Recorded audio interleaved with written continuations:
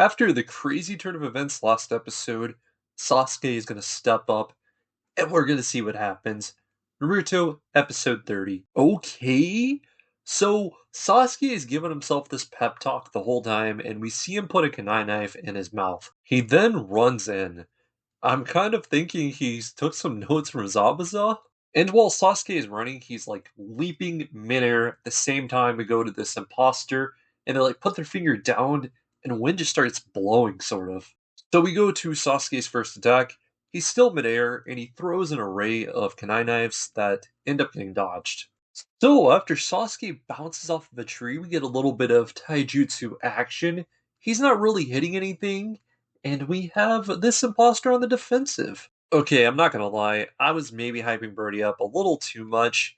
Sasuke almost gets hit in the head, but he ends up dodging this imposter by getting behind them. Sasuke does some backflips. They sort of have this like little stare down.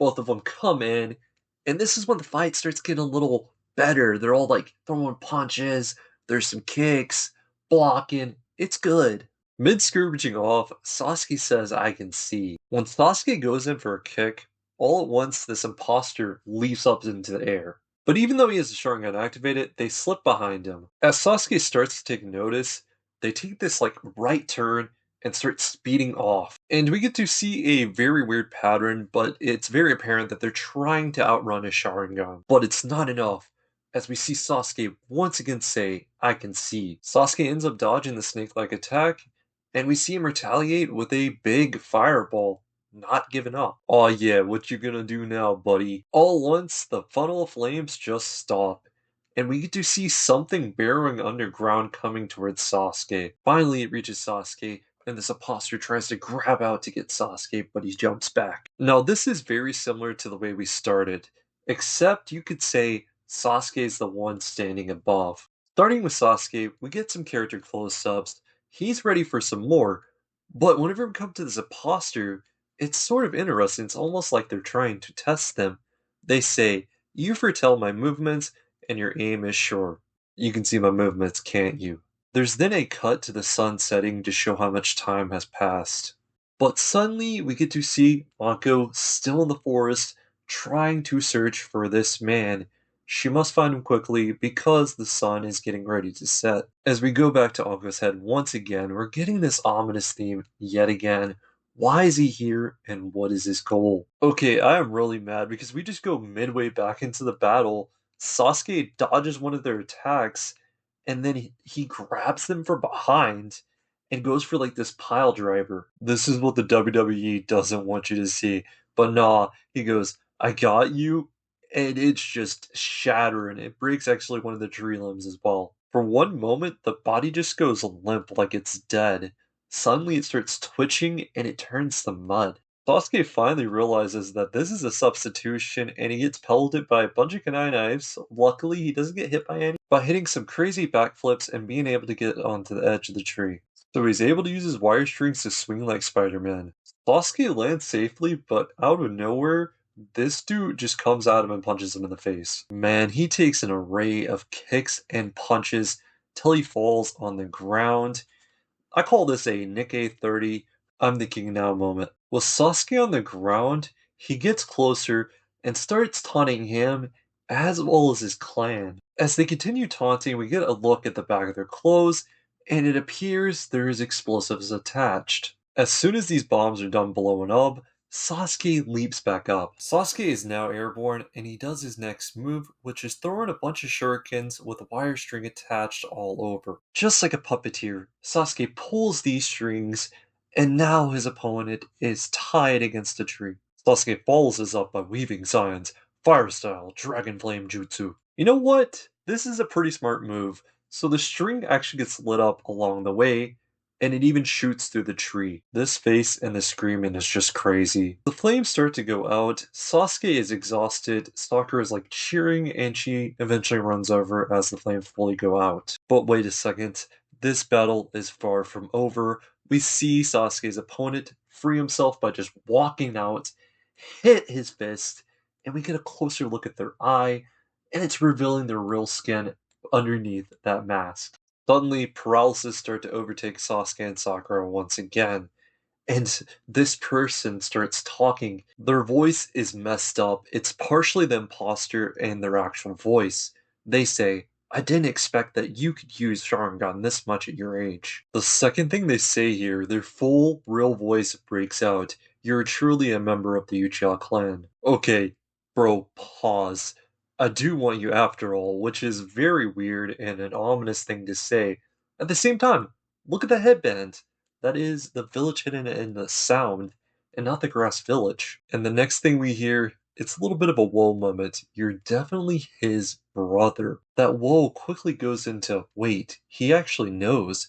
Your eyes hide more ability than that Itachi. Quickly, Sasuke responds, who in the world are you? Here we have one of the craziest introductions in all of anime.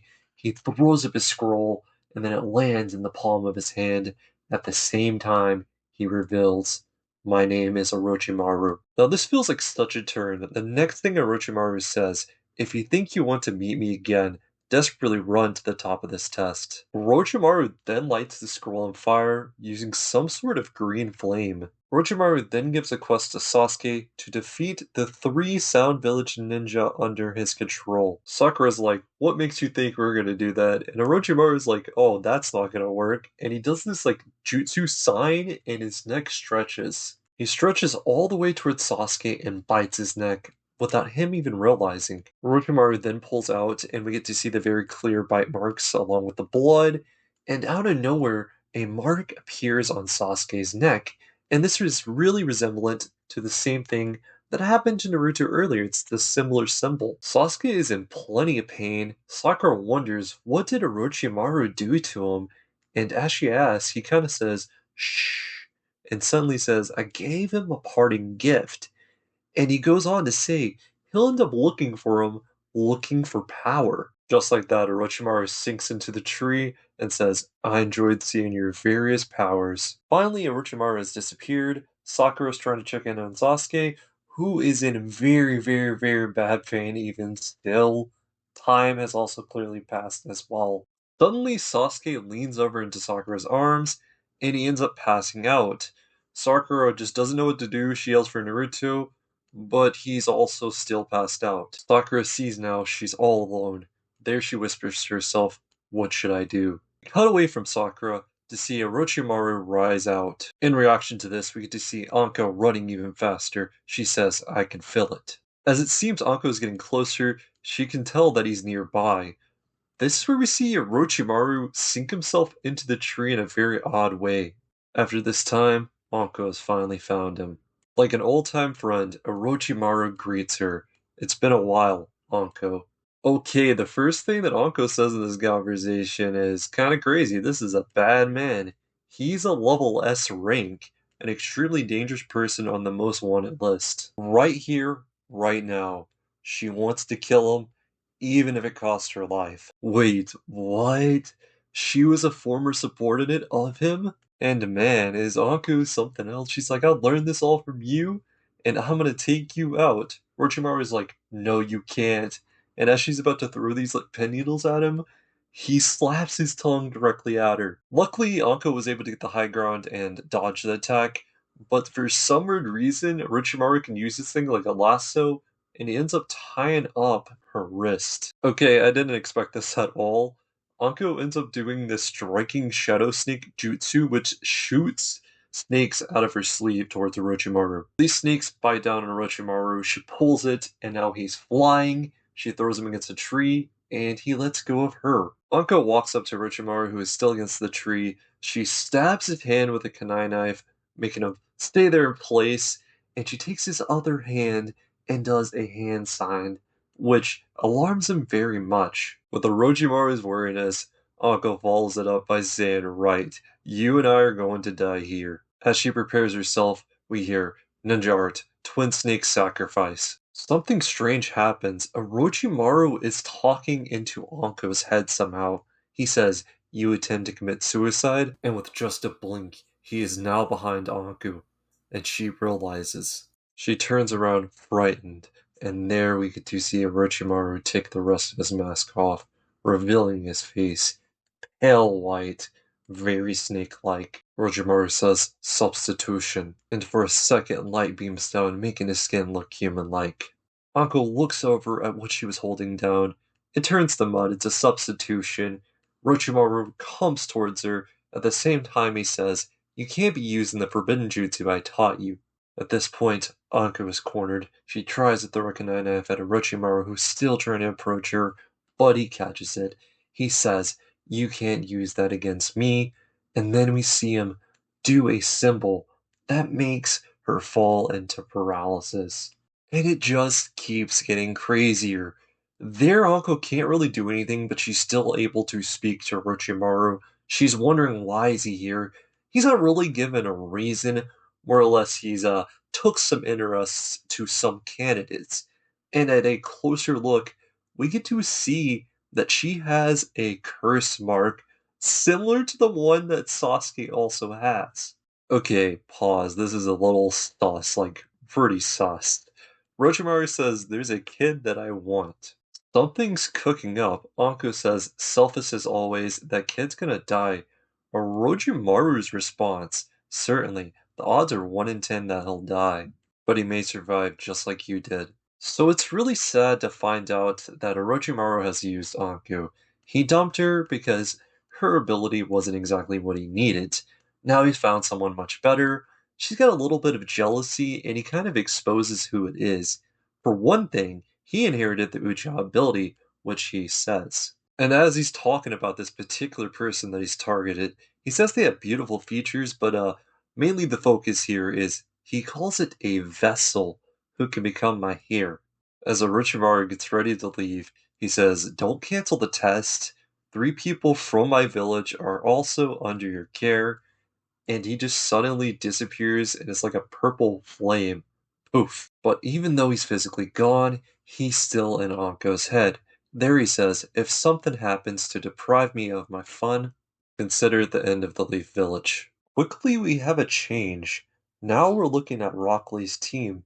It's nighttime, and as their plan is, this is the time that they want to attack. The 3 of them scatter out to go and scout some targets. Now we catch back up with Team 7. Sakura has been taking charge. It looks like she's got into some sort of cubby area.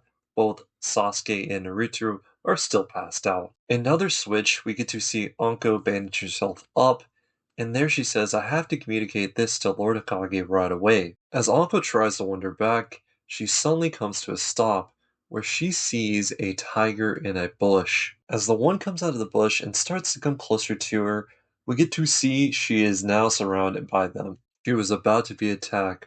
All of a sudden, you get to see this tiger just stop in place. Paralysis jutsu? And come to find out, the Nabu Black Ops have made a response and are here. Don't get overhyped, it's only 2 of them that responds.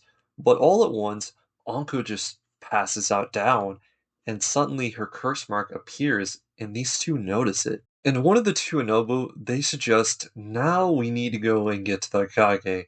And Anko's like, no, take me to the tower instead. Even with this, Anko still wants to try and talk to the Kage. Back with Team 7 once again. We end this episode off particularly interesting. So the Sound Ninjas are spying on Sakura, who is asleep, sitting there, trying to keep awake and be on watch. And there they reveal, whenever daybreak comes, they're gonna attack, and their target is specifically Sasuke. The other 2, they can kill. Gonna keep this short and sweet just because of how long this already is, but this was a fantastic episode. Probably one of the best entrances in all of Villains of all time. Just like I said earlier, I believe in it. He is really a grand entrance here, Orochimaru. So much mystery into him, and just the way that they do it, we even get to see his face all in the same episode. Yeah, that's a way to go about it. And curse mark mystery, Anku's past being involved with Orochimaru, there is a lot we need to get answers to. Next episode, we're going to see Team 7 probably take on these Sound Ninjas since it's now daytime.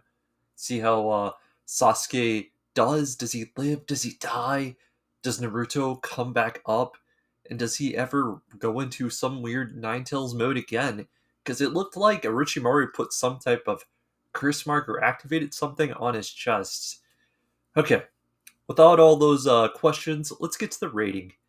If I'm gonna rate it, I'm gonna say it holds up really well, and it is a absolute 9.2. I want to know what your guys' thoughts are on Naruto episode 30. Hope you stay safe, and until next time, peace out, guys.